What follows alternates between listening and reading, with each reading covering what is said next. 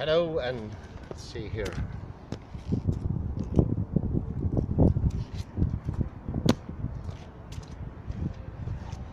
Hello and most welcome to 698. It's a chilly day out here in Hisingen. A little bit windy. I hope the wind is not going to get into the audio here. But it's still not too bad. Could be worse, could be snowing. Most welcome to age 698. So I'm going to do 2 lectures today. This is the first one, and tomorrow we have the big 700s. It's going to be very exciting. We started a new chapter here. It's about objects, adjectives, adverbs as actions, and that idea also has some connections to the Alexander technique. And I have an article here with me from Henry Fagg from MStat, and this is from the Congress paper of 2016, International Congress of FM Alexander Technique. And the introduction is as follows. Why does the self often seem to disappear when we are engaged in activity? I will do some philosophical, scientific and experiential accounts in order to explore this phenomena in relation to the Alexander technique. So it starts.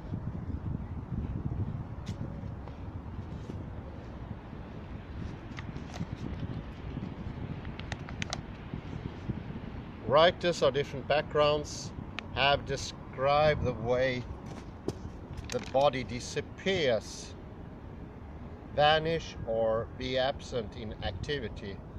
Below are 3 examples which help to bring the curious aspect of our lives into focus. The first example is when typing. I perch in a chair for hours, suspending large portion of my corporal existence in order to proceed with my specific task. This body is largely placed in the background disappearance. When reaching for a glass, all I experience in the look and the taste of the wine as I drink it. I don't experience the various corrections made to the movement as my brain navigates my arm through the various obstacles on the table to reach the wine glass. I don't experience the change in the angles of my elbow or feel of the glass on my fingertips as they adjust perfectly to the size of the stem.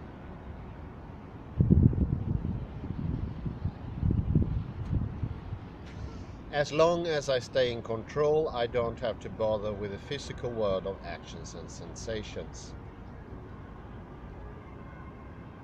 Now this is about fetching a book from the bookcase. If I were to formulate the content of my consciousness in this regard, it would be not in terms of operating or stretching muscles, bending or unbending limbs, turning or maintaining balance. It would not even be in terms of walking, reaching, standing or sitting. Rather, in the context of an intentional project. If I was stopped and asked what I was doing, I would say something like, I'm getting a book. All the bodily movement entailed in that action remains phenomenologically behind that description.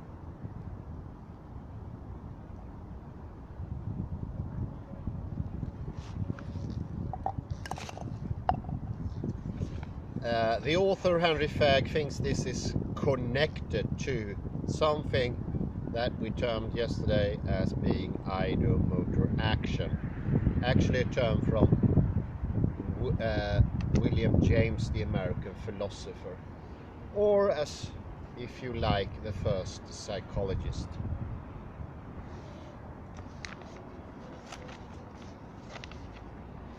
The ideomotor principle states that over time and on an unconscious level, actions become all associated with their sensory effects, such that one need only to think of the consequence of an action to initiate it. For example, over time, switching on the lamp becomes linked up in the brain with a particular sound, feel, and visual effect. The ideomotor principle asserts that idea of the switch on lamp, the ideo in ideomotor, is then enough to initiate and control the action itself.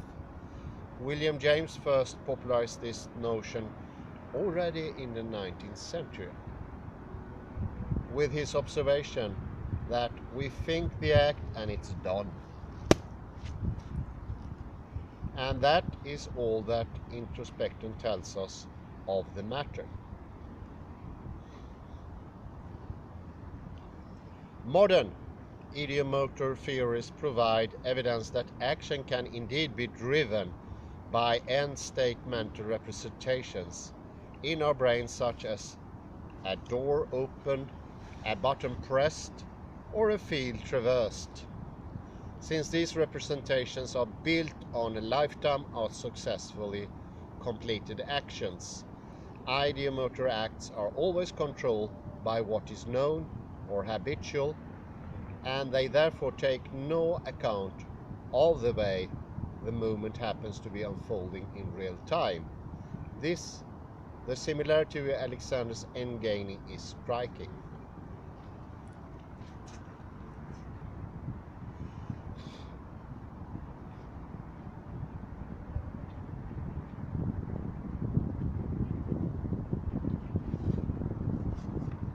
I argue here that the experience of an ideomotor act therefore amounts to very little sensorially. This is for two reasons. Firstly, because ideomotor acts are generated by representations stored in the brain.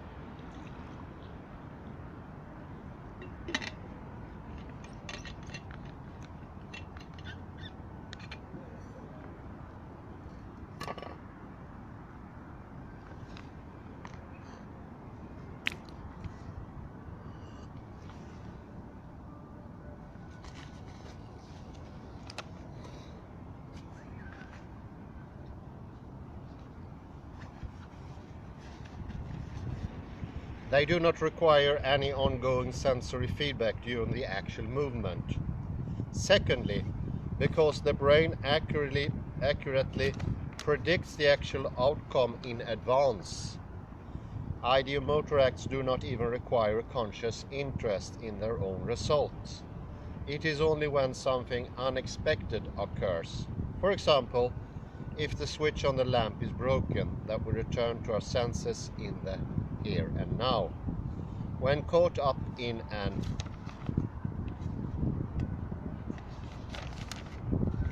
ideomotor attitude,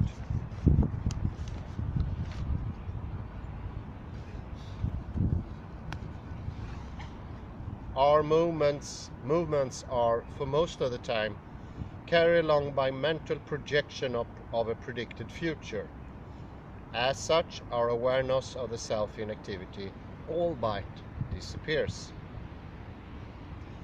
I believe that Muriel Barbier captures a vivid sense of ideomotor action in her novel of 2006, The Elegance of the Hedgehog. Mama just went by in the direction of the front door. She is going out shopping, and in fact, she's already out, her movement anticipating itself. I don't really know how to explain it, but when we move, we are in a way destructured by our movements towards something. We are both here and at the same time not here, because we are already in the process of going elsewhere, if you see what I mean. To stop the destructuring yourself, you had to stop moving altogether. Either you move, or you no longer hold, or you hold and you can't move.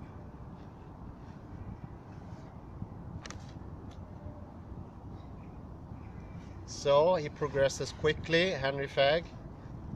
Ideomotor action, the only way to act. That's the rubric of the second paragraph.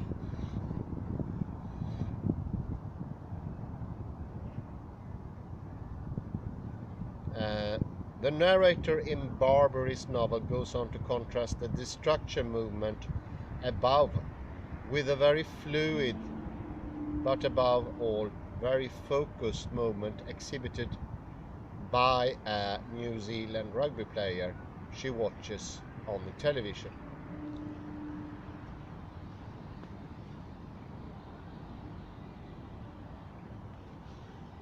I got the impression he was moving, but staying in one place. Crazy. No. Everyone was enthralled by him, but no one seemed to know why.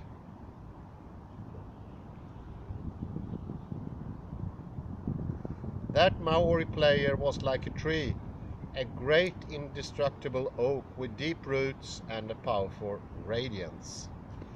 Everyone could feel it. And yet, you also got the impression that the great oak could fly, that it would become quick as the wind, despite or perhaps because of its deep roots. Compact movements where a player became his own movement, without having to fragment himself by heading towards. The commentators were sort of hungover, but they couldn't hide the fact that they'd seen something really beautiful. A player who was running without moving, leaving everyone else behind him, and the others who seemed by comparison to move with frenzied and awkward gestures were incapable of catching up with him.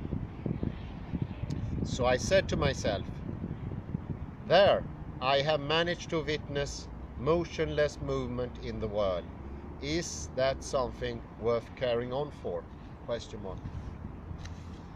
And that's the end of the quotation from the book. The second part of my workshop explored ways of acting which lie outside the ideomotor framework. Ways of acting which arguably have much in common with Barber's description above. One of the features of ideomotor action is that it's under our direct control. In other words, one only needs to think of the result of the action, and the action takes place. Again, we may remember William James's notion that we think the act and it's done. Other ways of influencing our musculoskeletal system, such as Alexander's mean whereby or primary control, can be categorized as indirect. I suggested that a number of modern-day understandings from different fields of inquiry have similarities with the Alexander technique, because they too are concerned with the indirect control of human action.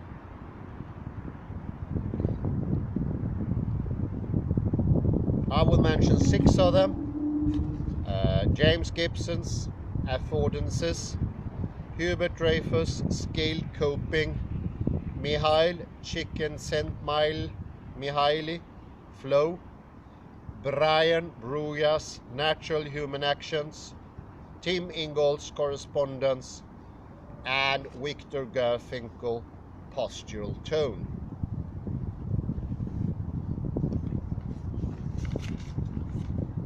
As an example, perhaps the most well-known among these approaches is flow, something that I mentioned in these lectures. The Hungarian of Mr. Unpronounceable. And that's a way of moving which athletes seem to enter when performing at their peak, and described by the man who coined the term as the holistic sensation that people feel when they act with total involvement. With this in mind, a deeper understanding of Alexander's principles could be gained by a familiarity with some of the attributes of flow. For instance, I have found that the explorations of notions such as action awareness, merging, unambiguous feedback, and autotelicity, and that autotelicity is doing something for its own sake, to be helpful, as with Alexander's own indirect procedures.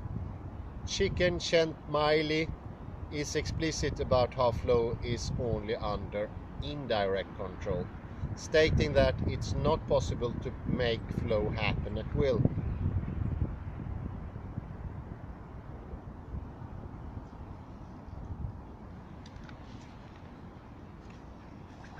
And attempting to do so will only make the state more elusive. However, removing obstacles and providing facilitating conditions will increase its occurrence. Along with the Alexander technique, I believe that the 6 accounts of movement, skill, and agency I explore in the second part of my workshop form a critique of ideomotor action. All of them have an affinity with so-called ecological approaches to human action, and help to subvert to challenge the more dominant cognitive explanation offered by neuroscientists. And why might such approaches to action be necessarily indirect? It seems that acting in such ways requires the subject to relinquish full control and enter into a mutualist relationship with the environment. Or as Rob Witthagen and colleagues put it, intention should not be understood as mental states that are insulated from the agent's body and the environment and cause an animal to move. The animal-environment relation is the proper unit of analysis in understanding agency. Very well put. Very well put. Chap's name is Rob Witthagen. Fantastic. I give the full background to these accounts in my forthcoming article, 9 Modern Contexts for the Alexander Technique. I'm going to look into those, I promise you.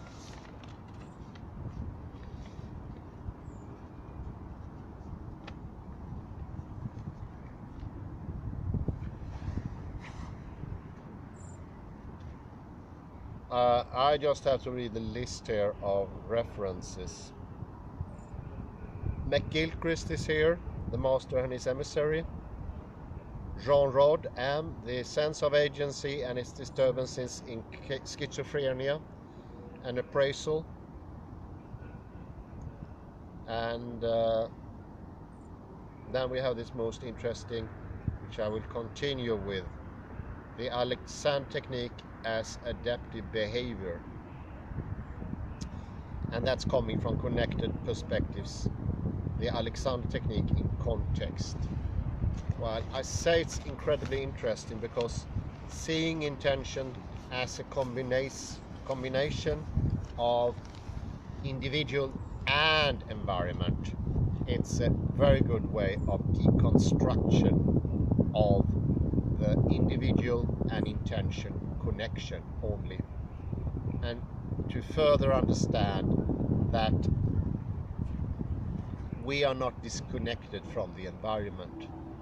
We mentioned time before, we're not disconnected from the future or the past as we usually think, just a little dot moving around like a line, but neither are we disconnected with the environment, that which is around us. That is not empty space in the sense of being ineffective, unintentional, non-doing, passive, static. All those things should go. Understand the environment to be lively, intentionful, purposeful, guiding, smart, intellectual, enlightening, all those things. That's in the surrounding area. That's in the surrounding area. And every time you think that, you will grow. Every single time you put that idea into your head and into your own body, you will grow. And that's just amazing, because I feel that stronger by each day. You grow as you take in the environment. I know it was a forbidden thought just a while ago. The environment was horror vacui, something unnecessary or even scary. But take it in. You'll see you will grow, you will get bigger actually. You will expand, get stronger, more balanced and happier. And that's about it. I wish you a very pleasant afternoon. Thank you very much.